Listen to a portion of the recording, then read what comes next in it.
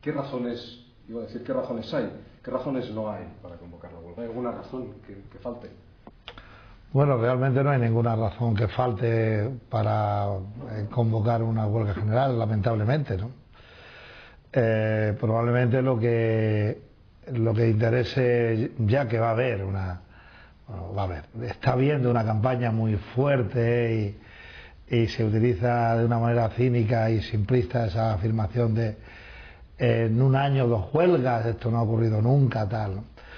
Este año, el primer año de Rajoy, tiene una doble singularidad que no son las huelgas, porque las huelgas se convocan cuando hay motivos para ello, no se convocan en función, digamos, de una mecánica temporal más o menos inexorable, ¿no? Hay una doble singularidad. La doble singularidad de este año es que por primera vez en la historia de la democracia española, al inicio de un mandato,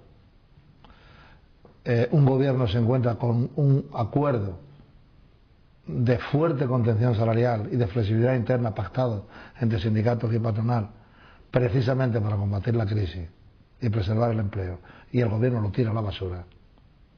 Y la segunda singularidad, que tiene un enorme alcance, es que en 8 meses este gobierno nos ha hecho retroceder 35 años, de manera tal que los recortes del gobierno, la orientación política, económica, ideológica de este gobierno ha hecho que España en 8 meses dé un salto hacia atrás y nos ha situado en tiempo preconstitucional, ¿no?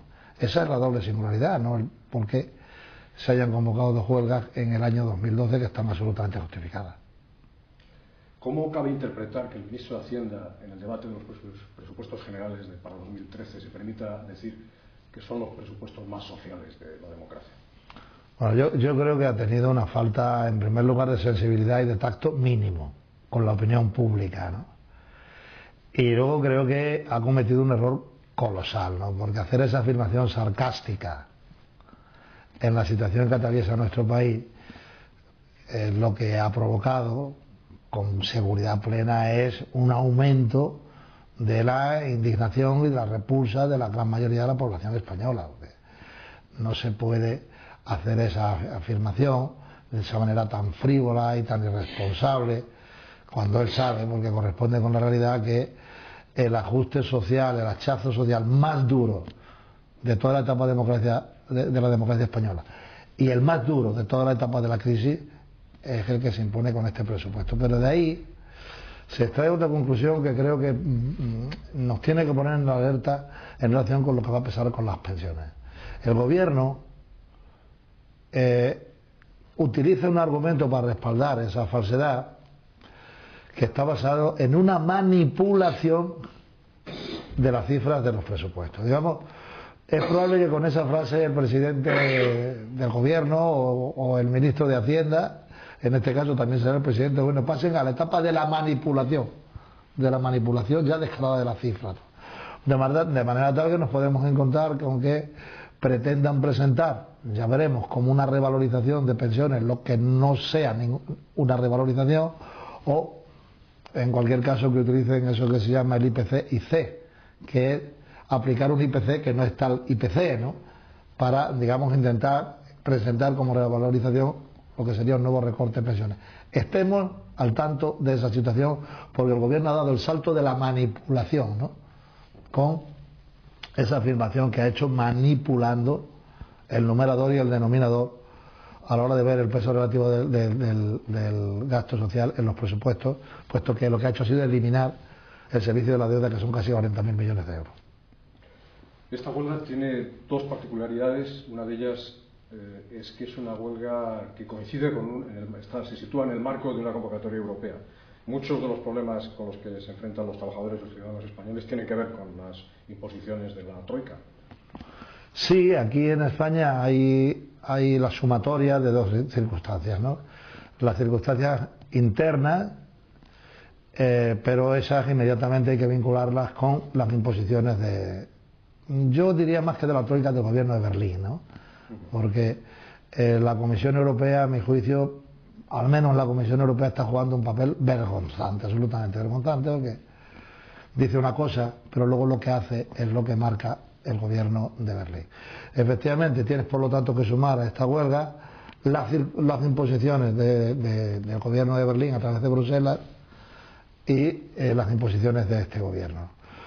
En el caso de nuestro país creo que se puede decir aquello de aquí se juntan el hambre con las ganas de comer, ¿no? Porque las imposiciones de la troika y la orientación ideológica del gobierno del Partido Popular coinciden. Pero efectivamente nosotros tenemos que dar una respuesta en ese doble ámbito. Esa sí es una singularidad sindical, ¿no? En este caso, que efectivamente por primera vez va a coincidir una huelga general en nuestro país con una jornada de acción y solidaridad a nivel europeo, porque queremos trasladar, lógicamente, también el mensaje que tenemos que combatir estas políticas aquí y en Europa a la vez.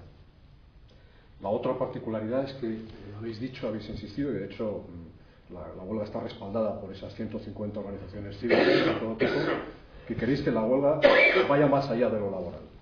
¿Eso qué quiere decir? Pues lo que quiere decir es que ese día la realidad, la realidad de la movilización tiene que reflejar estrictamente lo que está ocurriendo en España. Lo que está ocurriendo en España no es un problema que afecte en exclusiva a los trabajadores, ni muchísimo menos. Afecta a los trabajadores en primer plano porque somos la mayoría de la población española. Pero afecta a todos los colectivos salvo una excepción. Esa minoría privilegiada, económicamente muy poderosa, que es la que está sacando mayores beneficios aún de la crisis. Pero la inmensa mayoría de la población española, con esa excepción de esa minoría muy poderosa y económicamente muy potente, con esa excepción, aquí esta huelga o la situación que motiva esta huelga afecta al trabajador y a la trabajadora en activo, al trabajador y a la trabajadora en paro, al pensionista, al ama de casa, al autónomo, al profesional, afecta a todos, afecta al conjunto de la población española por los cuatro costados. Y por lo tanto, ese día tiene que ser algo más que un paro laboral. ¿Cuál es el papel de los trabajadores con empleo? El papel de los trabajadores con empleo es de actuar, aunque no me gusta la palabra, pero no me sale otra, actuar como vanguardia, haciendo ¿qué? Un sacrificio añadido, que es renunciar a un día de su salario para combatir estas políticas.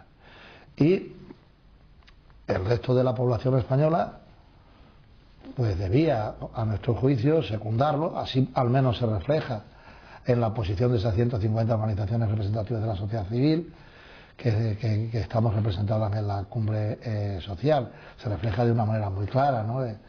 Y por lo tanto en aspectos como el consumo, pues lo lógico es que ese día la gente que no pueda participar activamente en la huelga vaya a la manifestación y compre el día de antes o compre el día después, que haya también un compromiso efectivo en las manifestaciones, movilizaciones, pero también efectivo, pero asociado a un alto valor simbólico, como es efectivamente mostrar esa repulsa a este gobierno, pues en fin, no haciendo ese día lo que en un día habitual pues desarrolla si no eres una persona que estás trabajando, lógicamente, que lo que le pedimos es que cese su actividad laboral.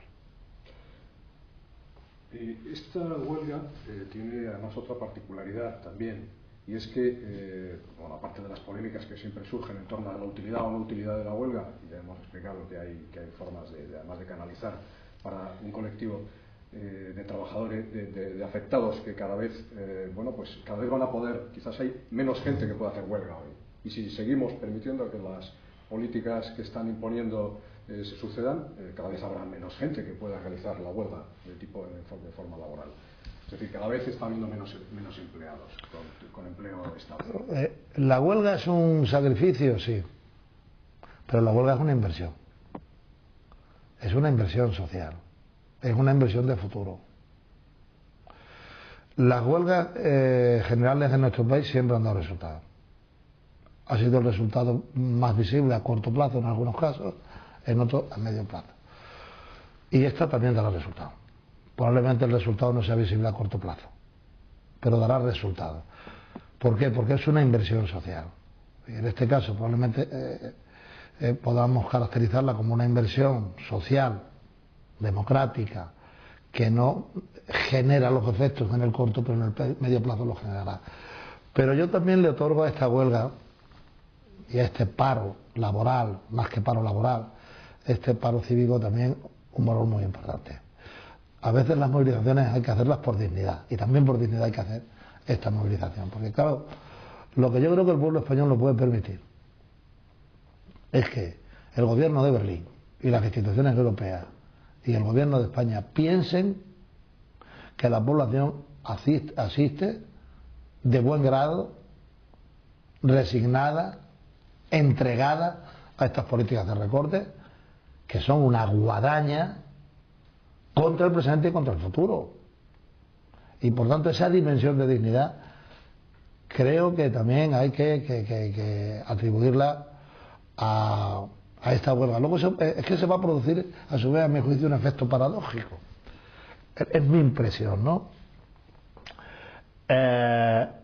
La catástrofe electoral del Partido Socialista más el sistema electoral actual alumbra la mayoría absoluta del PP en Galicia. Bueno, pues esa mayoría absoluta parlamentaria del PP en Galicia, en merced a esas dos circunstancias, puede probablemente interpretarse por el gobierno de Berlín de una manera interesadamente falsa y decirle al señor Rajoy, como parece que tu mayoría parlamentaria no sufre en base al resultado de Galicia, tienes que ser aún más estricto y más riguroso en las políticas de recorte. Se puede dar esa circunstancia paradójica. Por lo tanto, yo creo que la huelga tiene que contrarrestar esa, digamos, versión o interpretación interesada de lo que han sido las elecciones en Galicia, ¿no? Y yo creo que eso también hay que tenerlo en cuenta. ¿Qué le dirías a un trabajador, y como segunda parte a un ciudadano, pero a un trabajador que está dudando si hacer o no la huelga general, comprendiendo que no es fácil? A veces hay que dar la vuelta a la pregunta. Parece que lo fácil es hacer huelga, ¿no? Hacer huelga es costoso para los trabajadores. ¿Qué le dirías a un trabajador que está dudando? Bueno, en primer lugar, yo lo que le diría es que entiendo sus dudas, porque la situación es muy complicada y aquellos que en este momento tienen un puesto de trabajo, pues del salario de ese puesto de trabajo probablemente dependa su familia y en muchos casos dependerán los hijos que se emanciparon y tenían un empleo y ahora están en paro y han vuelto, incluso algunos, pues si tienen pareja y tienen hijos, pues han vuelto con sus hijos. Yo lo entiendo, esa zozobra, esa duda, esa angustia, la entiendo, pero yo creo que la tienen que superar. La tienen que superar porque, contra lo que parezca, el no hacer la huelga no es garantía de nada. Es decir, si no haces la huelga ese día, no tienes garantizado que tu empresario no toque tu puesto de trabajo. Y sin embargo, si luchas, puedes cambiar las cosas. Yo en ese aspecto tengo muy presente una frase que la oí un día en una asamblea por parte de un trabajador, después en el coloquio, que es esa que dice, creo que esta hay que aplicarla con toda la razón y con toda la justicia en este caso. Si luchas, puedes perder. Si no luchas, estás perdido.